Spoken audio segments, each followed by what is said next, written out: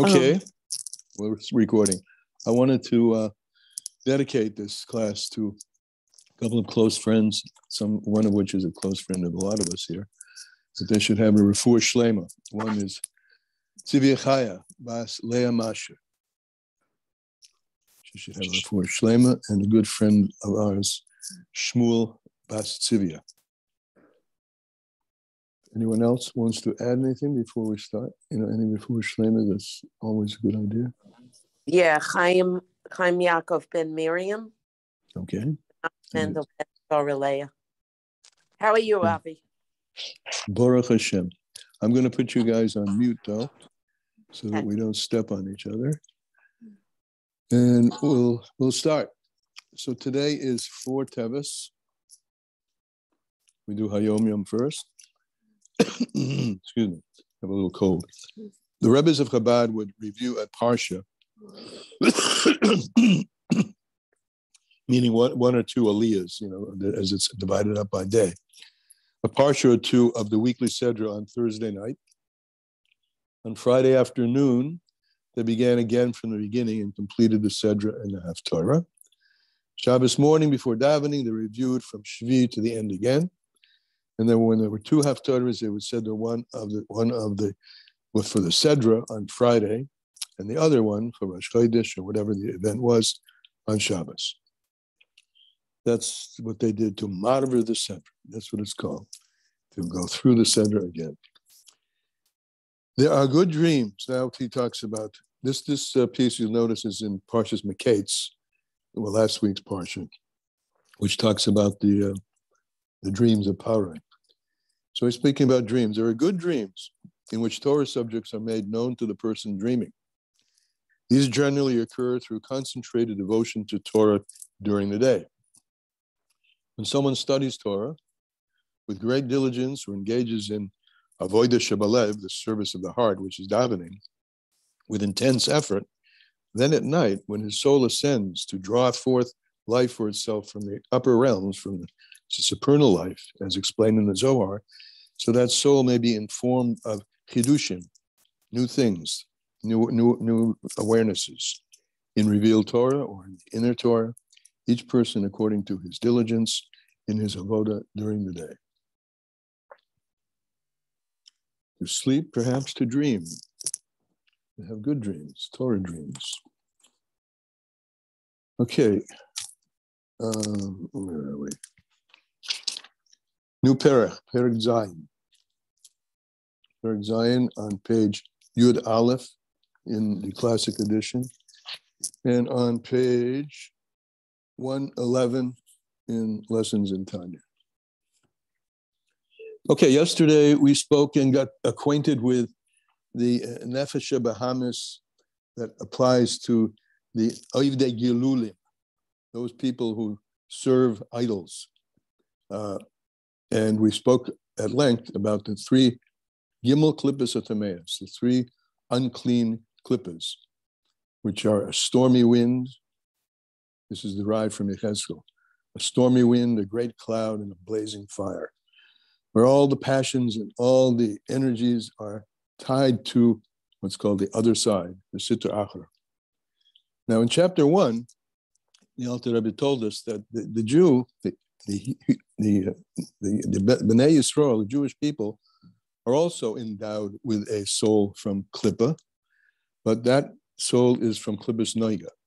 It's a light Klippa, and that's what we're going to explore this morning. The soul of comes from Klippas Noiga. However, Perek Zayin.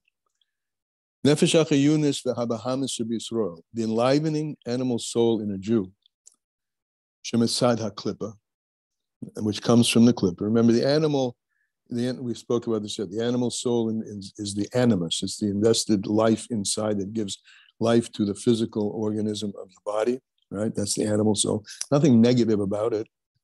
It's just the animus. It's the blood, the corpuscles, the soul of life, of animal, just sheer so-called natural existence. And that's Mitzad HaKlippa, but it comes through a shell, a covering, right? We spoke about this many times, that the whole creation comes through a certain kind of a covering, a concealment. And there has to be that concealment, otherwise there won't be any separate existence. So the animal soul comes into the body to create separate entities, separate human beings. And in a Jew, this is mitzad ha-klippa. It comes from a klippa. Hamlubeshes b'dama adam. And that spiritual energy is enclosed in the blood of a person, as we mentioned above, and that's in chapter 1. In the Foshis of Bahamas, not only does that klippus noiga, the light klippa, invest itself in the soul of a Jew, but also in the souls of animals, domestic, bovine animals, cows, and wild animals like that are in the jungle, the oifis and birds, the dagim tehorim, whatever animals are pure. In other words, that they're kosher, umutorim biachila, and permissible to eat. So they're getting animus. Everything gets animus, right? But in the things that are permissible according to Torah, the animus is coming from the klippa, which conceals godliness, but it's a light klippa, a klippa that allows kedusha to come through it, but it blocks it a little bit, but not entirely. And these are the things which are permissible, the physical things which are permissible according to Torah, that we can eat. The kiyim b'chayas kol hadoimim, and it also includes the life, the existence, and the life force of all the inanimate things. B'chol tzameach hamutar b'achila, and all plants, which were permissible to eat. Now, most plants are, but for instance, we mentioned yesterday, a fruit in the stage of orla in the first 3 years is not permissible. So it's encumbered in the clippus of Timaeus at that point. It can't be used for anything. It changes its state. It's interesting, right? It just by coming into the 4th year, it becomes permissible to change states. The state changes from gimel clippus of Timaeus into clippus noiga. So there is fruit which is not permissible. And also the life force that invests itself in every deed, or every dibur, and every speech, and every machshava, and every thought, that a person may be involved in this world. As long as that speech, thought, action doesn't have even a trace of forbiddenness, not even a root or any trace or even a branch of the 613 negative commandments, and their branches, the Raisa Rabbanim, from the Torah and from the oral Torah as well, from the Rabbanim. It's just they're not l'shem shemayim. In other words, I'm doing something with something that's permissible, right? Let's take eating. It's an example that he uses, and so one that's always used. I'm eating an orange, so I can eat that orange l'shem taiva, right? But it's still permissible, right? I'm not doing it l'shem shemayim. Or I can eat it l'shem shemayim. I'm eating it because we'll see later. One of the Rabbanim from the Gemara had a little sip of fragrant wine in order to open up his head and be relaxed in order to learn Torah. So the same thing depends on it depends on the way you approach it and the utilization that you have from that physical thing. It can be an orange that I'm eating l'shem shemayim, not for shem shemayim, or I could eat it l'shem shemayim. So anything that's eino l'shem shemayim, elorotzen haguf, but you're eating it just because you want it, and you're eating it for your desire and your taiva, you must have this, but it's permissible. And even if it's necessary for the body, you've been told that you should eat bananas because they have potassium in them, and you need this for your health. And you need it for proper life force. But when you eat it, you're not eating it l'shem shemayim for the sake, of doing a mitzvah. But it's very interesting here. The same item can be receiving its life force from a klippa or from kedusha, depending on how you're using it and what your kavanah is with it. So if you're not eating it en l'shem shemayim kedei la'avodas Hashem, if you're not eating it l'shem shemayim for the sake of heaven, in order to serve Hashem, b'gufay, with your body, Le'adife ma'aseh dibra mashava elo minefesh ha'chiyunis habahamis be'atzma. So this is no better than, meaning it's on the same plane as the thought, speech, and action of the enlivening animal soul itself. So it depends on your kavanah with this thing. And when it's used, this permissible thing is used not l'shem shemayim, but just to eat, even as we said, even if it's necessary to eat to support your life. So it's coming from the second level of klippa. Second meaning, we spoke about gimel klippa, 3 unclean clippers yesterday. This is the second level of klippa. It's the second level of klippa, sheba klippa b'sita achra, and the other side, shehu klippa revius, which is called the fourth klippa. Remember, there were 3 unclean klippas, and the fourth klippa is called klippas noiga, a klippa which has light where light can shine through. So it's interesting. The light can be a bit obscured, and the light can be more open, depending on how you're utilizing this permissible object. So this is called klippas noiga. That in this world of doing, this world of deed, most of it is bad. Now here again, I want to point out, what he's doing is bad is associated with anything that's not kedusha. Good is associated with kedusha. So again, just to make sure we get it straight, the language here, that when we call, as the Tanya calls someone who's not a Beinoni, a Rasha, the Teves, a bad person who has good, it simply means that the majority of one's actions are maybe just, as we said, eating the orange just because I want the orange, or eating the orange to survive, but not, if it's a question of life and death, then it's a mitzvah to eat the orange. But I'm saying just to keep your body, in order. So that's an eating which is not aligned with Shem Shemayim. It's not for the sake of heaven. And anything not aligned with God's will in terms of I'm doing it in the context of what God has commanded me to do, what God's will has asked me to do, is called Ra, is called evil, meaning disalignment, Sitra Achra, not aligned with Hashem and Kedusha. So I'm emphasizing this, maybe overemphasizing, because I know that in my experience with talking with people about Tanya, a lot of people say, why he's calling me a bad person? Look at me. I'm trying to live according to mitzvahs. So yes, but I'll be frank with you. There are moments when I'm not doing things l'shem shemayim, maybe even many of them. And that's, as we go further, we'll understand that the bringing into alignment the orange for the sake of Shem Shemayim is a part of the process of becoming a Beinoni. So it's not an insult to call someone a Rasha b'Teves, someone who has disalignment, but most of it is good. So he's saying most of the world is ru'i b'kulu ra. Most of the world is disaligned, not connected with, and certainly not consciously connected with the alignment with Hashem. Rak ma'at toiv ma'ura b'soichai. But in this klippa is noiga, a bit of good is mixed in with it. And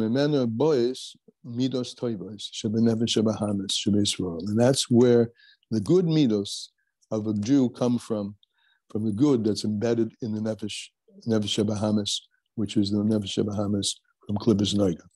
And this is what he meant. He said this actually that a Jew is naturally a person of Rahmanis, that you see so many Jewish people who are not religious, involved in social service, in Tikkun Olam, et cetera, et cetera. We witnessed this in the civil rights movement. So many Jews were involved in it, in the anti-war movement. And there's a certain natural something which is more natural in the Jew than not in a non-Jew, because it comes from klippas noiga, the light klippa, instead of from the 3 unclean klippas. And this klippas noiga, this light klippa, is an intermediary between sholosh klippas teves, between the 3 unclean klippas, the 3 completely unclean klippas,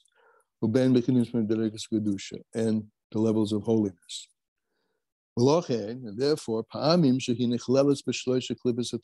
therefore, it can go either way. Sometimes a Jew can totally bind himself with the negative. And sometimes he can go the other way. It depends. It depends entirely on your kavanah. This is going to be extremely important in understanding how is it possible for everybody to be a Beinoni? Because everybody, excuse me, let's remember, has the godly soul, right? And if you uncover the godly soul, then the force of alignment becomes exposed, alignment with Kedusha, and you can take the animalistic part of yourself and draw it, not only draw it to Kedusha, but use it out for Kedusha. And sometimes, if not, it goes the other way. So sometimes, sometimes it can be included, God forbid, in the totally unclean klippas. As the Rizal writes in Eitz Chaim Sham and Teves, Reish Perik Daled B'Shem HaZohar. So in case you're wondering if the Alter Rebbe is just saying something on his own, right? This is Lakuti Amora, right? He's collected everything. He's told us in his introduction that we learned a few weeks ago, that all he's doing is collecting things that have been brought to the fore from other wise men and women and people who learn the Torah, and he's just collecting them in a way to make a useful instruction manual for how to utilize all that stuff to become a Beinoni. So sometimes the force of Elokus, which is enlivening everything, can be drawn to the negative, and sometimes that's called the Ra, the disalignment with Hashem, and with Hashem's will, and sometimes it can be drawn to Mederek Kedusha, to the side of holiness. That's when the good, which is Kedusha, holiness, and that's one way of saying Kedusha, good in the vocabulary of Tanya, is holiness. Ra is the other side, not holiness. So it can be drawn to Kedusha when the goodness, which is Ma'urav ba, which is mixed in with this Nefesh Abahamis of a Jew from Klippas Noiga, Nizbara Mehara opposes and clarifies the evil. The Gaivet Aleha, and the Kedusha strengthens itself, overpowers the negative, and the force of the animal soul is now drawn into Kedusha.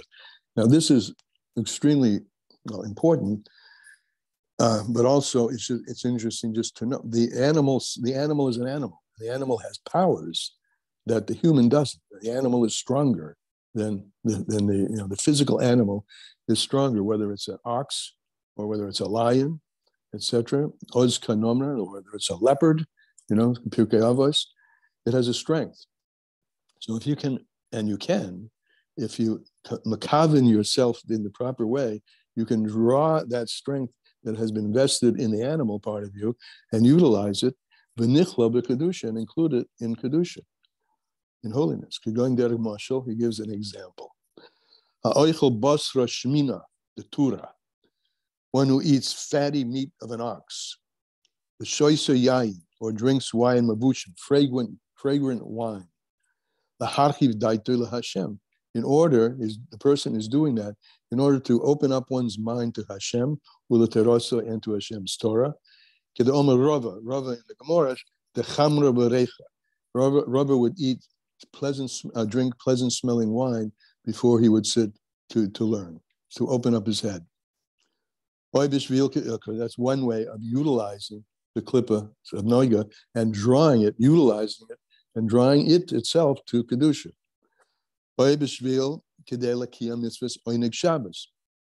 Another one. I'm eating on Shabbos for oineg Shabbos, right? Ein simcha ela b'basa v'yayin. The simchas are expressed with meat and basa v'yayin, meat and wine, or whatever it gives you a geschmack. Any permissible food that gives you a geschmack. And on Shabbos, the geschmack itself is holy, because Shabbos, they call Shabbos oineg or Yom Tov. So then when you eat it, even though you're eating it for the pleasure, but it's the pleasure of Shabbos, the pleasure of Yom Tov, so then you're clarifying, rectifying, drawing out, moving the energy from the side of Klippa into the side of Kedusha. And you've clarified and rectified, whatever the words that you many translate in this barar, the life force of that basar, of that meat, and of that wine, of the hayayin, which had previously been getting its energy from Klippus Neiger, Hashem. And you've elevated to Hashem, ka'oila or the korban, like an animal that's put on the mizbeach. And when we put an animal on the mizbeach, we call it a korban, oshin krava, or kirba, or it becomes close. It's drawn close. Korav becomes close to Hashem. When that same animal, which one may have, let's be third person, one may have lusted after the fatty meat, to go to a smokehouse and just slobber over it. When you bring it onto the same thing, you bring to the mizbeach, now you utilize, because it's from Klippus Neiga and can go either way, so it can be also utilized to become close to Hashem. Also, someone says a joke, a badchen. That's the word we get this Aramaic word is where we get the word badchen from. Miltzah dibadechutza. To open up one's mind. Yes. Saying a story in a class of kids, and kids get opened up a little, they relax, and then you can go on with the lesson. So you could tell a joke or such, or a light story, and get kids' attention. And I'm just saying kids because it happens a lot. That's one of the tactics a decent teacher of little kids uses. Always just attract them, like any of us, attract them at their level and then bring them to a higher level. So you can say a joke, and that can open up the head of a person, and cause one's heart to rejoice, for Hashem, and to Hashem's Torah, and to Hashem's avodah. Because it says, we have to serve Hashem b'simcha. I mean, we don't have to, but that's the most effective way, and it's a deeper way than just serving Hashem routinely. So make them happy. Get a little joy on the table, a little happiness on the table, a little pleasure, a little fragrant wine, and then go ahead from there. And then you're utilizing the Klippa Noga, utilizing it, and not only just utilizing it, drawing it from the realm of Klippa into the realm of Kedusha. Shasu Rabba, and that's what Rabba did to this Talmidov. Rava would do this Talmidov. He would say a joke at the beginning of class. He would say a joke at the beginning, the Chila Ubadchi Rabbanim, and the other Rabbanim would start laughing. He wasn't teaching a class of 6-year-olds. He was in the academy teaching a class of 30 to 80-year-olds, other Rabbanim. But he would say a humorous remark. But they would start to laugh, and they would open their hearts a little, and now we'll use that openness of heart to learn Torah. And that's today's time. So comments, questions? It's interesting. I just want to say, this answers a question somebody asked in another class that I had. How is it that if the thing itself has a isser, right? Let's say like pork has an isser, you can't use it. It's in the domain of Gimel Klippus Tameas. So if that's all you had, know that it's in that domain. How can it be permissible for anybody? Why would anybody, even a non-Jew? It's permissible for a non-Jew. Why would a non-Jew be able to eat it if it's in the domain of Klippus, Gimel Klippus Tameas? So we see the domain depends on the soul quality and the intentionality. And if that thing is bound up with a mitzvah, for instance, let's take a piece of pork, which is generally in the realm of Gimel Klippus Tameas. When it comes to saving a life, particularly your own life, the Torah says you can eat it. So once the Torah says it can eat it, and you're eating it, it has been taken out of the Gimel Klippus Tameas and is now associated with a mitzvah. So you see, this is a flexible thing, depending really entirely on the kind of godly energy that's being invested in it at a moment. it can exist by itself in one level, klippus, gimel klippus et Teves, and the mitzvah, now that it's connected with God's will, can change the character of the life force that's in it. Yeah, I have two questions. One is who is this? it's Rona. You didn't raise your hand. Okay. I have a couple other. Go ahead. How much of this is applicable to Goyim? What's the difference? Well, the Goyim, well, it's easy. It's easy. All right, well, I'll answer number one. The Goyim have Sheva mitzvahs, and that's right. Those are the things that they are commanded to do in a particular way, right? So go back to the pork. They have no commandment not to eat pork. That was my second question. Okay, go ahead. So they don't. So for them, this is not something which is disaligned with Hashem's will. Hashem hasn't put His will into that to say to them, you can't eat it. So it's fine. As I said, it all depends on the quality of elikus, of godliness, of godly energy that's being invested in it. And it's flexible, as we tried to bring out a little bit earlier. Even in a permissive... Can a goy become a Benoni? No. Can a goy become a Benoni? Don't think so. Because the goy doesn't have an nefesh elokis. They can be tzadiki umas ha'olam. They can be tzadikim of in their way. They can certainly, and I mean this is maybe goes without saying, participate and be commanded. They are commanded. So therefore, God has will over them to bring them into kedusha, and they can. And that tzaddik, but they don't have they don't have a shalakis. So I would say, I'm just saying this. This says that's a good question. I'm thinking out loud. I don't think so, because they don't have the shalakis. Aliza, you have a hand up. Yeah. Can you hear me? Because I'm walking. Yeah, we hear you. Okay, fine. So one is a comment, which is that Rabbi Groner said many times that on Shabbos you have to have, you shouldn't have a skafia, but you should not eat two custard pies. You should only eat one. You don't want to be a glutton on Shabbos, okay? Yeah, but do enjoy the one. You have to use a little escafia. Okay, that was one thing. The other thing is, like in Hanukkah, in Al Hanisim, I learned that when you say the tzaddikim into the hands of the Rishayim, that is talking about Jews, not Goyim, because because Rishayim only applies to, at least this is what I learned, that Rishayim applies to Yidden. And well, it speaks about the Malchus Yavin Rasha, the evil Greeks. In that situation, it's talking about the Hellenist Jews. That's what I learned. It's talking about the Jews. Okay. Yeah, you can look it up. I mean, ask someone, but that's right. Well, I mean, it could be, and I mean, I'm not saying no, because this middle soul, this klippus noga, can be drawn to rishus, evil, or not. So there's not a contradiction.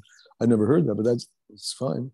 Yeah, but that's the question. Okay. The question is the kind of evil that people have, like kind of we're used to hearing about evil, like killing, stealing, hurting people. Yeah. That is not what it's talking about at all. It does not even apply when it's talking about Rasha V'Tovlo. It's only talking about evil, like in terms of mitzvah or not mitzvah. You're asking or making a statement? No, I'm asking. What about that type of evil? Is like a Russia, like what we call a Russia. We say a Russia is someone who killed someone. A Russia is someone who. Yeah, well, that can apply to a Jew as well. Yes, a Jew can be drawn into Gimel Klippus et Teves. That Klippus Noga, remember, can go either way. It can be gone into Gimel Klippus et Teves or into Kedusha. So when a Jew, one of the three major sins that the first Beis HaMikdash was destroyed for, those three, when a Jew does that, he's in Gimel Klippus et Teves. Uh-huh. Yeah. Okay. Yehudis, you there? Yeah, I'm here. Sorry, I was trying to unmute myself. So to clarify, if you eat an orange for your health, and you don't have the kavana as you're eating it, but you do make a bracha, so I imagine that means you automatically have, well, you're stating the intention. The question is, first of all, what does it mean that you don't have the intention? And if you don't have the intention, someone doesn't have the intention, what's the difference in terms of the effect of you eating it? Okay, if you don't have the intention at all, zero intention, you're just eating it because you like the taste of an orange, right? Right. So the effect is that you're a happier person, and that, right, and you've got a little which is a mitzvah, which is good, right? And you got some vitamin C. So let's say you're a healthier person, okay, but right. that's nothing to do yet with kedusha, right? Right. But it's certainly not in the boundary of klippus. First of all, it's not in klippus tameus in the first place because it's a klippus noiga. Right. Now we'll add to it, okay? It's the examples that we had in the Tanya. I'm eating that orange in order to feel better and get a little energy in order to do a mitzvah. Blah, blah, blah, blah. Now that life force, you see, it's fungible. That same life force now becomes invested in kedusha because you're using it l'shem mitzvah, for l'shem shemayim. Right, but I'm asking, what if you eat it and you don't have in that moment that kavana? In other words, what's the, is it that you make a bracha on it and that automatically sets things in motion, that it's being used for kedusha? Or do you have to mamish be thinking, oh, I'm eating this orange in order to serve Hashem better? I mean, just by virtue of... Right, it's not an either or. When you make a bracha, you've certainly brought kedusha to it, right? Right. And the more intentionality that you have, the more it gets more tightly bound to the deeper dimensions of kedusha. So making a bracha on it, what is it just simply? Let's just speak simply. It's a recognition. Well, first of all, you may be saying a bracha totally absent-mindedly. Right. Or you may be saying a bracha with consciousness and premeditation and kavana. And then so that's step number one, step number two. And step number three, in the first place, you said, I'm going to not only say a bracha on this, I'm going to be makaven in the bracha, and I'm going to utilize this. I'm not feeling, really, I want some energy so that I can, go out and put tefillin on people, whatever. So it's all stages. And stages of distance or proximity, is to a spectrum. A spectrum. Maybe that might be a better way of saying it. It's on a spectrum. So either way, it seems like that it's calling upon us that the Alter Rebbe is basically saying, be present, be mindful, because your mindfulness when you're eating this can make all the difference. That's a good way of putting it. The more mindful you are, the more difference it makes. Exactly. Right. Good. Thank you. That was good. Manucha, what do you have to say?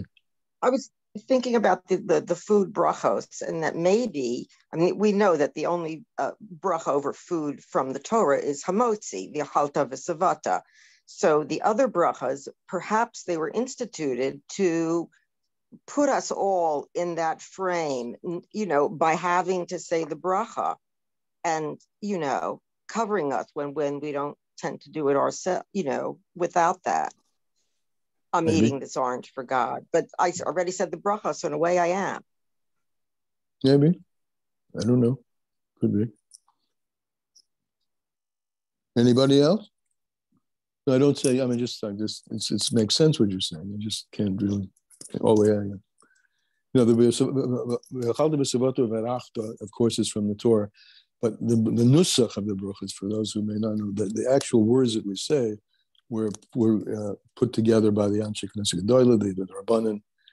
So the Torah does command us to bless, and how we bless came about later. The actual words we say, but clearly when you say with a bracha, as we were just discussing with Yehudis, it's what degree of consciousness, what kavanah, what state of mindfulness are you in?